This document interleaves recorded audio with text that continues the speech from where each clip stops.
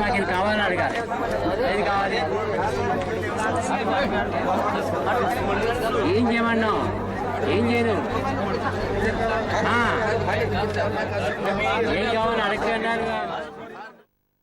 ఆలూరు నియోజకవర్గానికి కేంద్ర ప్రభుత్వం నుంచి రైతుల కోసం కేంద్ర బృందం వాళ్ళు ఈరోజు మన నియోజకవర్గం తనిఖీ చేశారు.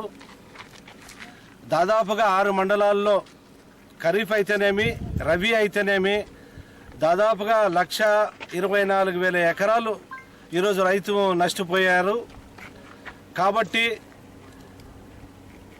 కేంద్ర బృందం వాళ్ళు ఈ రైతుల కష్టాన్ని చూసి ఆదుకోవాలని, దాదాపుగా రైతులు చాలా ఇబ్బంది పడి గ్రామాలు వదిలిపోయే పరిస్థితి ఈరోజు ఆలూరు నియోజకవర్గంలో నెలకొంది.